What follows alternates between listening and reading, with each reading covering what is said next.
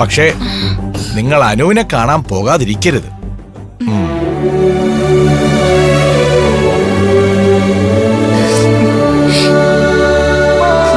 വിഷമിക്കണ്ട.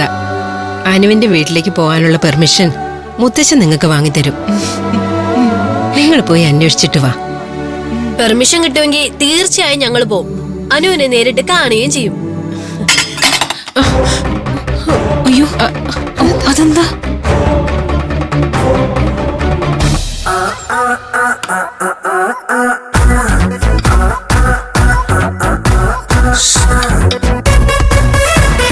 വൃന്ദയുടെ മനയില് വന്നിട്ട് കാര്യമായിട്ട് എന്തെങ്കിലും കഴിക്കാതെ പോയ അവർക്ക് വിഷമാവൂലേ?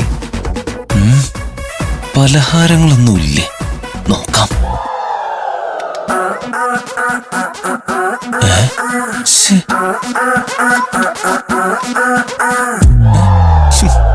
ഇതും കാലി.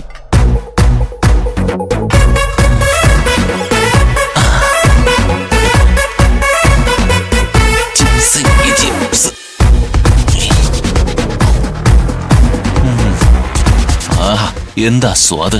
മനയിലെ പലഹാരങ്ങൾക്ക് ഒരു പ്രത്യേക സ്വാദാ. അടുക്കളയിൽ നിന്നാണല്ലോ പാത്രങ്ങൾ വീണത്. ആ മുറിന്നാണെന്നാ എനിക്ക് തോന്നുന്നേ. നമുക്ക് അവിടെ പോയി നോക്കിയാലോ? ഈശ്വര, അവരെല്ലാരും കൂടി ഇങ്ങോട്ട് വരുവാണല്ലോ.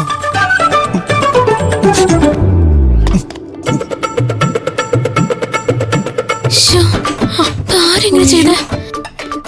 ഇതെന്താ ഇത്? ഏതെങ്കിലും കള്ളം കേറിയോ? പൂച്ച കേറിയതായിരിക്കും. മോക്ക് മാങ്ങാച്ചമ്മന്തി ഇഷ്ടല്ലേ? ഞാൻ തൊടി പോയിട്ടേ 2 മാങ്ങ പൊട്ടിച്ചിട്ട് വരാം. ഇന്ന് ഉച്ചയൂണിന് എന്റെ വക സ്പെഷ്യൽ മാങ്ങാ ചമ്മന്തി ഉണ്ടാവും. നിങ്ങളും പോരെ? വാ.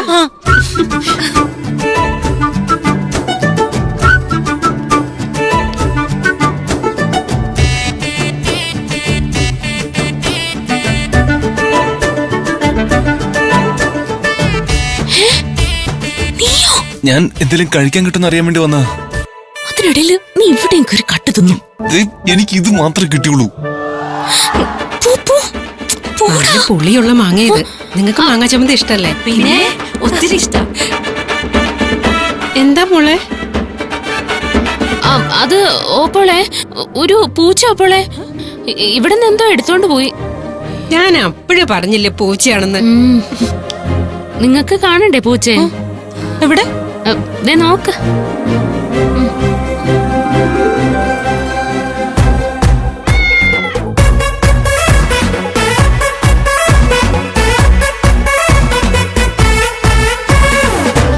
പൂച്ചയെ കണ്ടില്ലേ?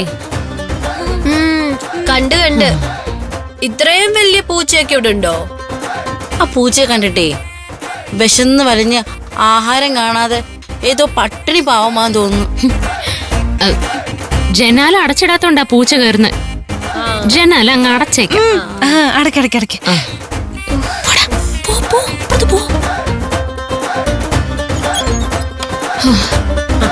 അതെ, നിങ്ങൾ എല്ലാരും കൂടി അങ്ങോട്ട് ചെന്നിരിക്കും. ഞാൻ നിങ്ങൾക്ക് കുടിക്കാൻ എന്തെങ്കിലും എടുക്കാം.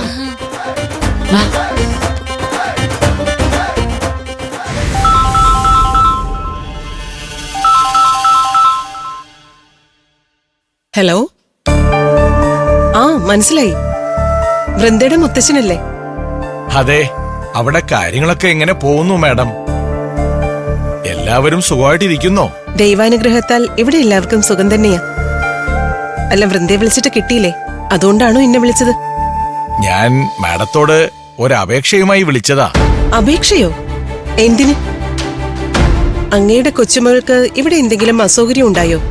അവിടുത്തെ സൗകര്യങ്ങളുടെ കാര്യത്തിൽ എനിക്കൊരു പരാതിയുമില്ല.